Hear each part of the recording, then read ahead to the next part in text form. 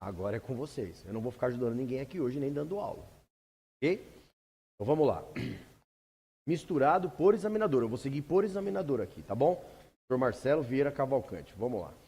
Qual é a diferença entre o crime de furto e de apropriação indébita? A única coisa que eu vou fazer na pergunta, sob a minha perspectiva, se eu a julgo de difícil explanação ou não. Essa é uma pergunta que não é fácil responder. Qual é a diferença entre o crime de furto e de apropriação indébita? Excelência, a diferença entre o crime de furto e de apropriação indébita está na inversão da posse vigiada e desvigiada. Na apropriação indébita, essa posse, a inversão da posse, ela é feita de maneira lícita, onde o agente ludibria, ele já tem a posse do objeto, e no furto, eles...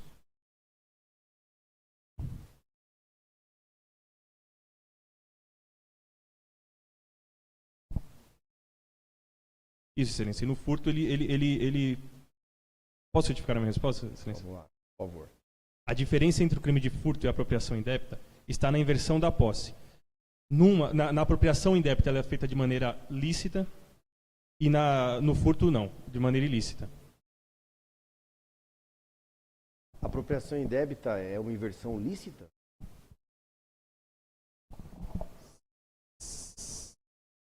No primeiro momento, sim. Ela é feita de maneira... retificando, no primeiro momento, sim. Ela é feita de maneira mansa e emancipada. Está vendo que a primeira resposta dele foi objetiva e estava correta. A diferença está no fato de ser a posse vigiada ou não. Aí ele começou a se perder um pouco na explicação, mas a resposta objetiva dele está correta. Não é fácil, não é qualquer um que responde isso aqui. Qual a diferença entre os crimes de furto e de apropriação indébita? Aquele exemplo que eu dou da biblioteca.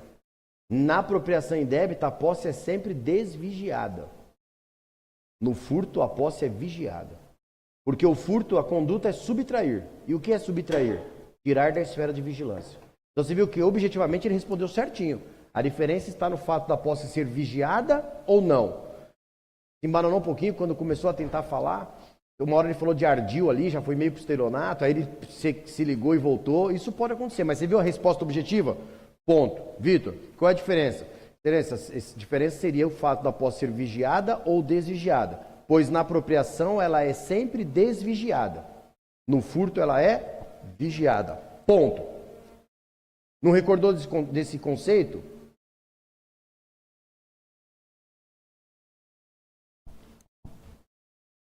O barulho é aqui? É lá fora? Então, foi assim. Aí suponhamos que você falasse esse seu introito, que foi correta a sua resposta, e você, aquela salvaguarda, né? Se me permite, excelência, vou me valer de um exemplo, um indivíduo que faz a locação do carro, e ele estava falando aquele negócio de licitude, mas era no primeiro momento, né? Um indivíduo que vai lá e loca o carro, nos termos da lei, com intenção de realmente locar, e depois resolve não mais devolver.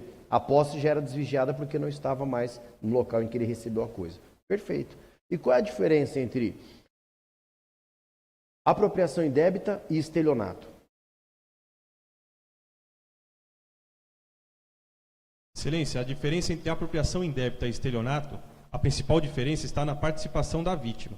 No estelionato, a vítima ela é induzida a erro. Ela é levada ela participa, porém induzida a erro. Enquanto que na apropriação indébita, essa inversão da posse é feita no primeiro momento de maneira lícita, como eu havia dito anteriormente. Ô Vitor, vê se isso aqui te lembra alguma coisa. A gente sempre fala isso em aula. Ó, qual que é esse momento? O momento do recebimento da coisa. Lembrou? Quando eu já intenciono não devolver, porque eu quero o celular dele para mim, e eu intenciono já não devolver, eu peço emprestado. Mas esse meu pedido de empréstimo foi o quê? Foi o ardil que eu encontrei para fazer com que ele me entregasse. Então, no estelionato, o que acontece? A intenção já era anterior Isso. Se ele me empresta de forma lícita, como você gosta de falar, é verdade. É apropriar de coisa alheia móvel de que tem a posse ou detenção. É lícita. Ele me emprestou licitamente. Eu resolvi não devolver quando? Dolo, então, é posterior. O dolo que antecede o recebimento é crime de? O dolo que é posterior ao recebimento é crime de? Tranquilo? Perguntinhas que podem vir são essas. A diferença entre furto e apropriação indébita. No furto, a posse é vigiada. Na apropriação indébita, é desvigiada. E a diferença entre apropriação e estelionato? No estelionato, o dolo já antecede ao recebimento. A apropriação indébita, ele é...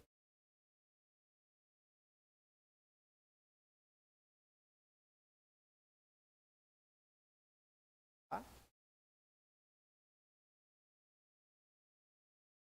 Mas e na apropriação indébita? Então, são esses a partir de agora. A última, tá bom? A diferença entre estelionato e fraude. Pergunta. Excelência, a diferença entre estelionato e furto mediante fraude é a participação da vítima, excelência. Enquanto que no estelionato a vítima é induzida a erro, a entregar o bem. Essa é a palavra. No furto ela é ludibriada para que se faça a subtração. No furto, a fraude é empregada para a vítima É um meio de se afastar e permitir a subtração. Essa é a palavra-chave. E no Subtração estelionato é a conduta do furto. A participação é de No entregar. estelionato, a fraude é empregada para que ela, induzida em erro, entregue. Estelionato é entrega. No furto, a fraude é emprega para afastar, permitindo a subtração. Perfeito? Furto e apropriação indébita e estelionato, furto mediante fraude e estelionato. Essas são as perguntas que podem vir aqui. Passa, por gentileza. Por gentileza. Prostituição é considerada crime no Brasil? Boa noite.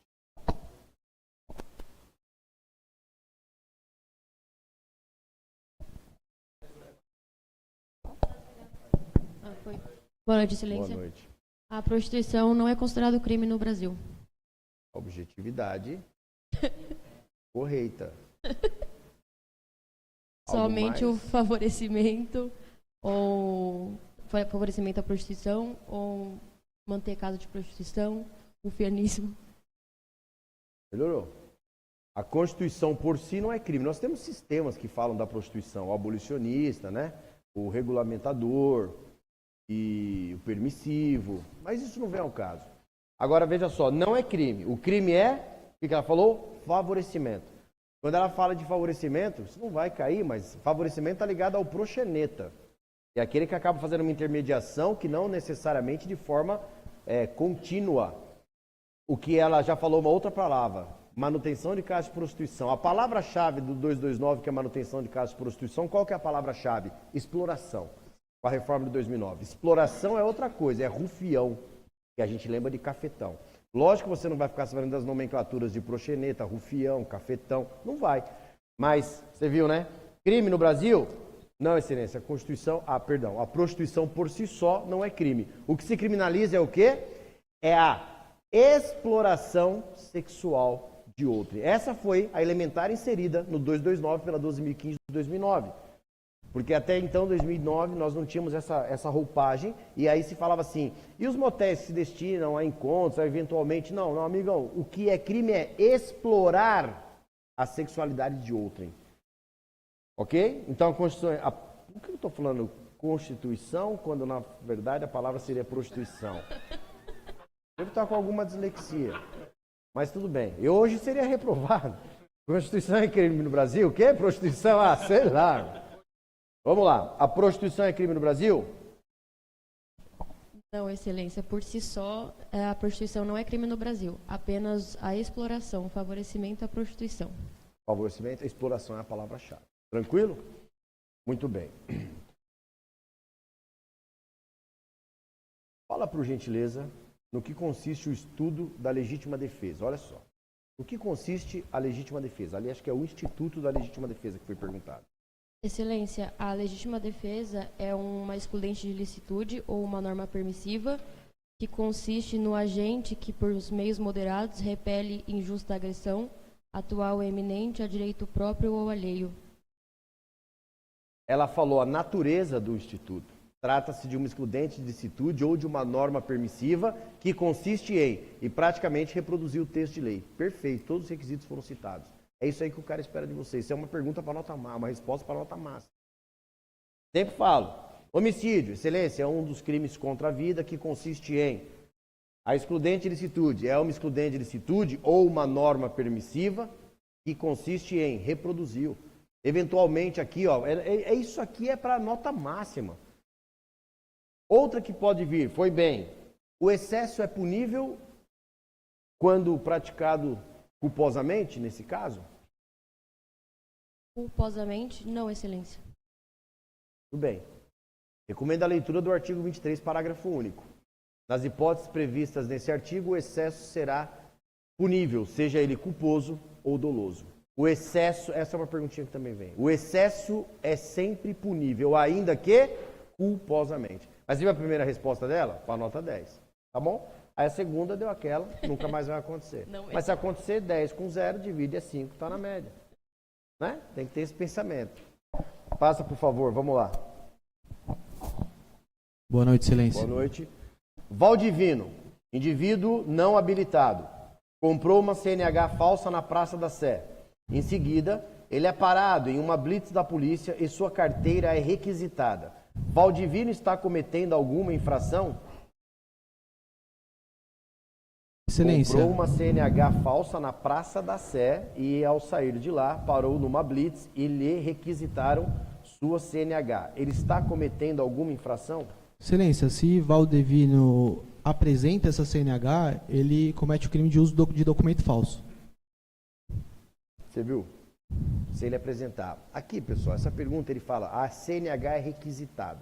Vocês sabem que tem uma corrente que fala que se for requisitada, você vai macular o dolo da conduta, não é crime. Mas isso é uma discussão para outro momento, para um outro mundo. Aqui a resposta é essa, se ele apresentar a carteira, é uso de documento falso. E se ele, ao invés de apresentar uma carteira nacional de habilitação falsa, ele exibisse a do seu irmão gêmeo, ele cometeria algum crime? Não, excelência, seria fato atípico. Cuidado, hein? 304 é o uso de documento falso. 307 é atribuição de falsa identidade sem exibição de documento. 308 é fazer uso de documento de outrem como sendo seu. Cuidado. Ok? Falso 304. Você usar um documento de identificação de outra pessoa como sendo seu é 308. Ok? Então, 307, falsa identidade, como eu disse, não pode apresentar nada. É atribuir a si.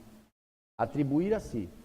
Não, o segundo exemplo. O 308 é o terceiro. É dar o documento de outrem como sendo seu. Pessoal, falsa identidade é o cara pedir os seus dados no auto de prisão em flagrante, você dá os dados do irmão. Atribuir a si não é apresentação de documento. O que difere um do outro é que o 307 não tem apresentação de documento. Atribuição, atribuir a si falsa identidade. Qual o seu nome? Aí o cara dá o nome do irmão. Se ele chega lá e pega o RG do irmão e apresenta, não é 307, é 308. Tranquilo? Aí, vamos lá. Ele quer que suba um pouco o nível do certame, mas... E demonstrou preparo para tal. Em tese. Mas ele falou uma coisa que é certa. Se porventura Valdivino é abordado e durante uma revista a CNH falsa é encontrada escondida sob o tapete, é crime? Não, excelência. Aí o fato é atípico.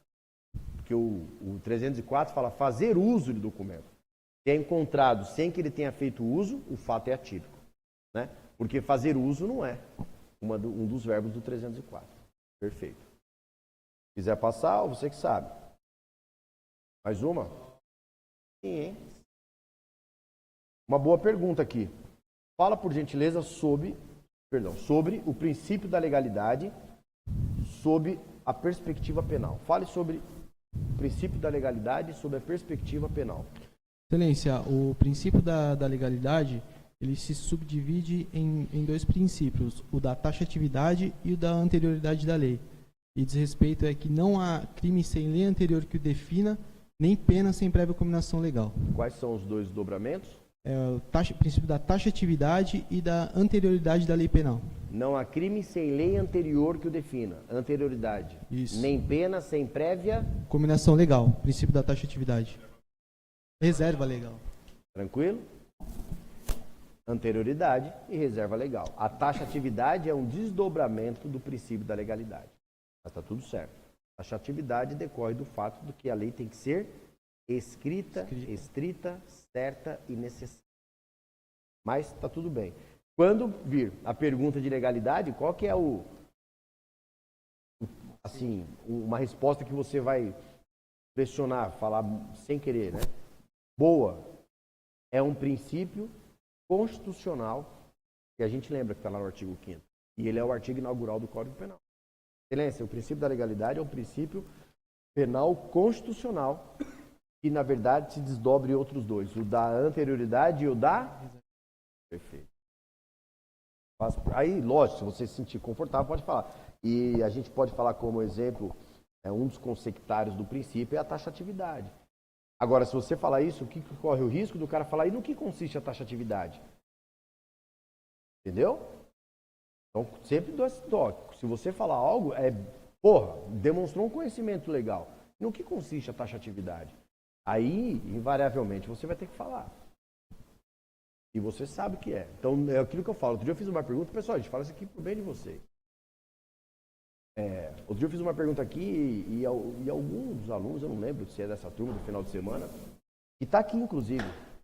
O Rodolfo fez essa pergunta aqui, das fases do intercrimes. Aí o cara falou, a fase interna, cogitação, falou bem, e falou assim, e o exaurimento, né, para a parte da doutrina também integra. Aí, quem é o doutrinador que encabeça essa corrente? Parte. No momento não se recorda. Não fala, amigo. Entendeu? Então, aí vem um aqui e me fala, e para a parte da doutrina também, quem é que defende? Você leu César Roberto Bittencourt trechos. Qual? É só esse. Vai ficando feio. Olha o que a gente tem visto, as pessoas não têm conseguido. Outro dia eu vi uma pergunta lá de diferença entre autor, coautor e partícipe. A pessoa gaguejou para responder, cara. Vocês aqui têm condições de responder as perguntas que estão sendo feitas lá. Vocês sabem disso. E tem que tomar cuidado. A partir de hoje, vocês têm que trabalhar com palavra-chave. A palavra-chave do furto é subtração. A palavra-chave da legalidade são essas duas que você falou, anterioridade e reserva. Tudo é palavra-chave. Marcelo, não, isso. Eu já respondi a 7. Marcelo, procurado pela justiça, é parado pela polícia e informa os dados do irmão. 307. Atribuir falsa identidade é 307. Tá? E é crime. Não há que se falar em plenitude de defesa. Súmula 522 do STJ. É típica a conduta daquele que atribui a si a falsa identidade perante a autoridade policial, não tendo que se falar em exercício de plena defesa. É uma tese do passado. A súmula 522 do STJ fala, atribuiu, é crime. Tranquilo? 8. Segundo o Código Penal, quando o crime é considerado tentado? Por gentileza. Boa noite, Excelência. Boa noite. Excelência, o crime é considerado tentado quando iniciado a execução, ele não se consuma por circunstâncias alheias à vontade do agente. Nesse caso, a pena da tentativa será do crime consumado diminuído de 1 a 2/3. Muito bem. Foi muito bem. Ele fez uma coisa que eu recomendo que não faça. Mas fez e foi bem pra caramba. O que eu sempre falo? A sua resposta foi perfeita. Ele reproduziu o 14.2. Né? Excelência, ocorre quando iniciados a de execução, não ocorre consumação por uma circunstância alheia à vontade do agente. O que eu sempre falo? Ponto. Por quê? Porque o cara fala assim, e nesse caso, como é que fica a pena do agente? Mas tudo bem, pessoal, tudo bem. Mas você concorda que o cara poderia falar, e como é que fica a tentativa? Aí ele falaria, nesse caso, a pena da tentativa seria correspondente ao crime consumado, diminuída de 1 a 2/3. O cara respondeu 2 certo. Porque o que acontece? Eu sempre falo, mas cara, tá tudo certo. Às vezes o cara faz isso, fala 2, o cara, tá dominando e vai para outro instituto que você já não domina tanto. Então, pessoal, aproveite a oportunidade. O cara fez uma pergunta de tentativa, você manja a tentativa? Excelência, é isso, Ponto. Aí pode vir a segunda. E como é que fica a pena dele nesse caso? Aí você fala isso que você falou, opa, 2. Se o cara falar assim, e como é que fica a pena dele? Aí ele falaria isso que ele já falou. A pena é correspondente à do crime consumado, diminuída do 2/3. Ponto. Não precisa falar diminuída do 2/3, exceto nos crimes de atentado, de empreendimento, que a tentativa prevista no próprio tipo penal não faz adequação indireta e por isso não incide a 14, parágrafo único. Não. Porque o cara pode falar, e existe uma hipótese de crime tentado que não diminui? Sim, excelência. São os crimes de atentado. Olha aí. Pô, o cara tá voando. Só por isso. Tem chance de você ficar num instituto que você domina e vire 2. Você vai bem. Aí uma terceira, se você titubear, o cara fala, meu, de 3, o cara foi bem em 2, você tá bem. Mas é só por isso, a resposta foi muito boa. Você sabe disso. Tá, tudo isso é top. E vocês veem que vocês sabem. Vocês veem e vocês sabem. Vocês estão evoluindo. No nervoso, vocês estão melhorando. Vocês sabem disso. Não pode perder. Aqui é o lugar de errar. Vocês estão melhorando. Vocês sabem disso. Vamos lá. A pergunta foi a 8. Segundo o Código Penal, quando o crime é considerado tentado. Eu vou seguir o que me foi orientado. Eu não vou ficar mais fazendo pergunta de tentativa. Eu vou seguir na ordem. 9. Qual é o conceito de crime culposo? Excelência. A falta do dever de cuidado é quando a gente comete o crime por imprudência, negligência ou imperícia. Tá bom. Tá bom. É a falta de dever de cuidado que ele comete o crime por imprudência, negligência e imperícia. Qual foi a palavra-chave faltante? Sem intenção. Não queria. É isso aí. Quando a gente, sem intenção, dá causa ao resultado, pela inobservância do dever de cuidado, foi legal, isso é o gênero, e falou as espécies. Seja por imprudência, por negligência e por imperícia.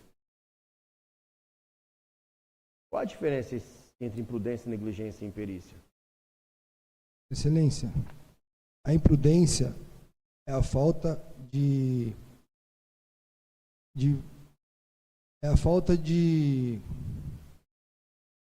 desempenho ali. Exemplificando, uma pessoa que dirige sem a CNH.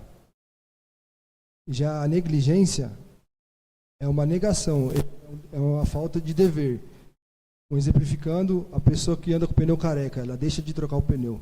Já a imprudência é um positivo, onde que um exemplo seria quando ele anda acima do limite de velocidade. Tá bom. E imperícia, você falou que é o quê? Perícia é a falta. Imperícia é a falta técnica. Por exemplo, a pessoa não pode dirigir por não ter habilitação e pega o carro e dirige. Ou então o médico que não faz cirurgia, mas ele vai lá e faz a cirurgia. Melhorou. Você fala ausência de aptidão técnica para exercício de arte, profissão ou ofício. Poderia ter falado motorista profissional. Aí o médico, você viu? Aí ficou perfeito. Né? Fala a imperícia e a ausência de aptidão técnica para o exercício de arte, profissão ou ofício. Tranquilo? Muito bom. Muito bom. Rápido, se for rápido.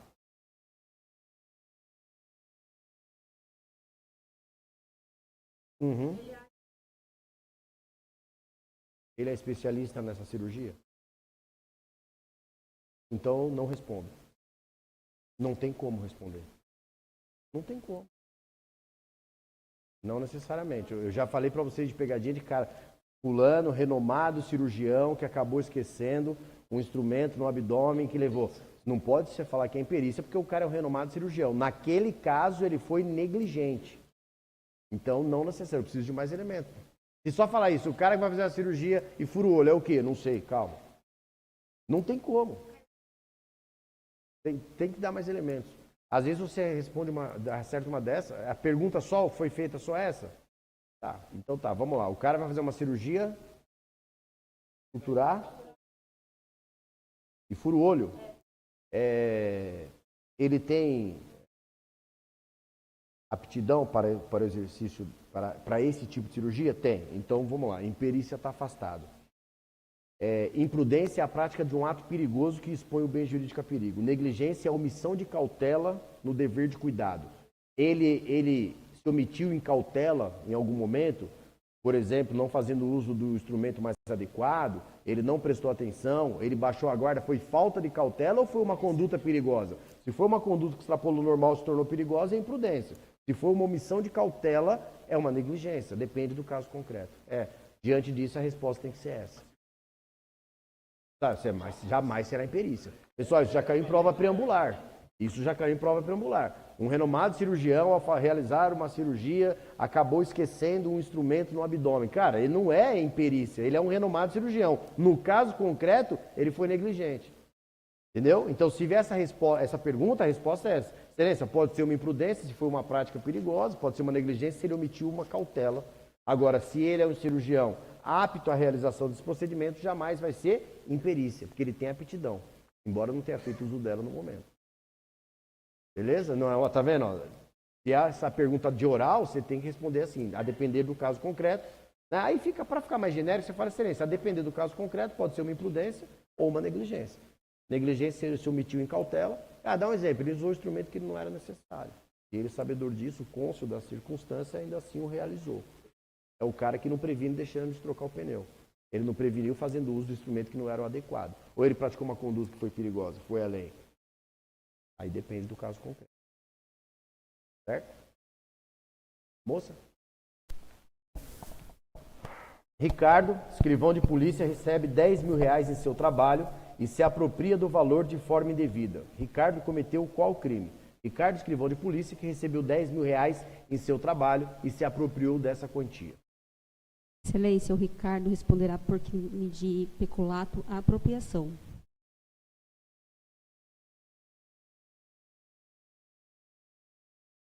O que é peculato à apropriação? Excelência, peculato à apropriação, ele é um crime próprio, em regra só o funcionário público pode cometer, e ele nasce, o peculato à apropriação, o funcionário público ele tem a posse lícita do bem, porém, posteriormente, ele inverte a posse para si, ilicitamente. Muito bem. Muito bem. Agora, olha que legal. E se ele dissesse assim, ó, o Ricardo, que é o escrivão de polícia, por erro de outrem, recebeu 10 mil reais e se apropriou disso. Que crime é esse? Peculato mediante erro de outrem. Olha a sutil diferença. O enunciado não falou que foi por erro de outrem, por isso é o peculato do 312 e ela já falou no próprio, que é o caput de apropriação. Perfeito. Se perguntar, e se o Ricardo tivesse recebido por erro de outrem? Aí é o peculato mediante erro de outrem. Funcionário público se apropria de dinheiro, valor ou qualquer outro objeto que recebeu por erro de outrem. É o 313. Peculato mediante erro de outrem ou peculato estelionato. Muito bem. E se fosse um valor baixo, ele poderia ser criado pelo... Excelência, não. O princípio da insignificância, ele não se aplica aos crimes contra a administração pública. Muito bem. Falou a regra que muita gente nem chega nisso, que é a súmula 599 do STJ. Se não for no 599, é a 600. Né? Mas está ali no bolo. Se for eu, por exemplo, eu na minha prova, eu nem falava número, porque eu não poderia chegar e falar, excelência, quando eu me reportar um número, o senhor considere a margem de erro 30 para baixo, 40 para... Não poderia. Né? Mas, perfeito.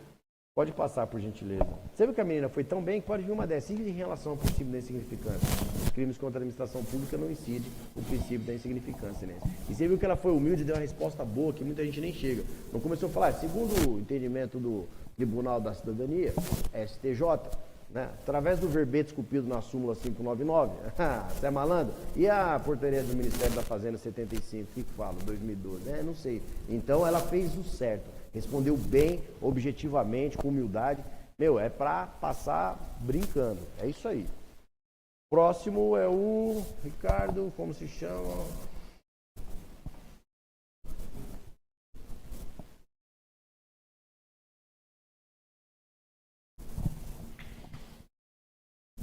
Como se chama o homicídio cometido pela mãe contra o seu filho quando ela está sob o estado puerperal? Excelência, trata-se de um crime contra a vida, de nome infanticídio.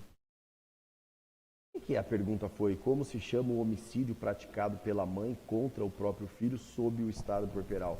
Porque muita gente, ao falar de infanticídio, fala o quê? O infanticídio é um tipo especial de homicídio. A gente fala aqui, o infanticídio é um homicídio acometido de um elemento especializante. Então esse é realmente o crime de infanticídio. Quem pode ser sujeito ativo desse crime?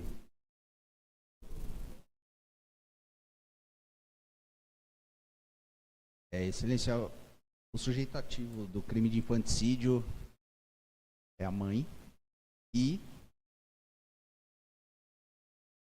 determinadas situações também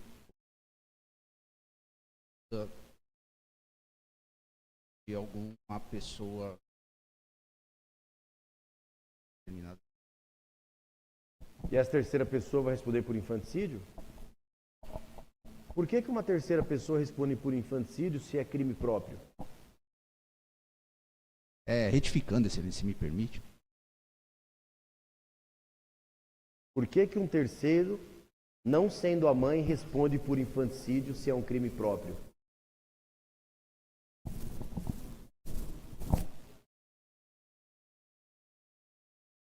Porque de acordo com o tipo penal,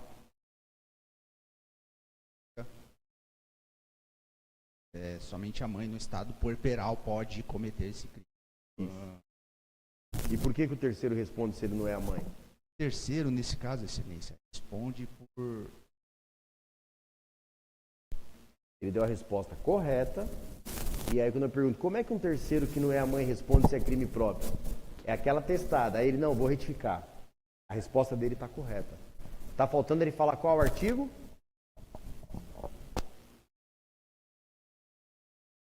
Lembra?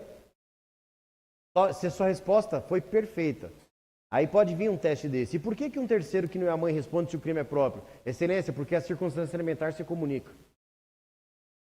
Por que o terceiro responde por peculato junto com o funcionário? Porque a circunstância elementar se comunica. Por que o terceiro responde por infanticídio? Não precisa falar, porque nos termos do artigo 30, as circunstâncias e as condições de caráter pessoal não se comunicam, salvo quando elementares do crime. Não precisa falar isso.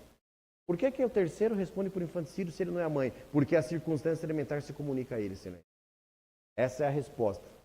E você viu, né? Você respondeu perfeito. Falei, mas como é que um terceiro responde? E pode acontecer isso. O cara vem num tom, tipo, questionando, como se você tivesse errado. Deixa eu me retificar.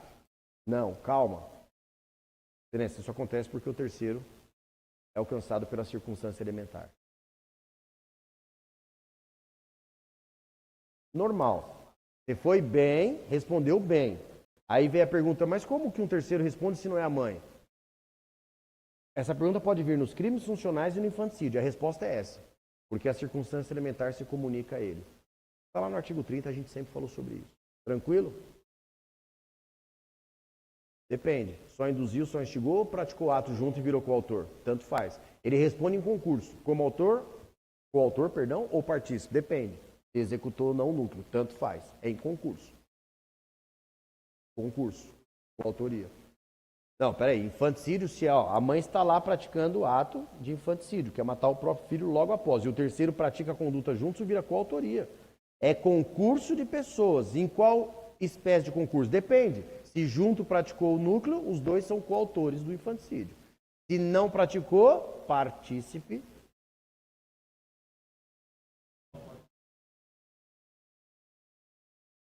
Não. É isso aí. Tá? É concurso a depender do caso concreto. Só mais uma, eu vou parar de responder perguntas, quem tem que responder são vocês.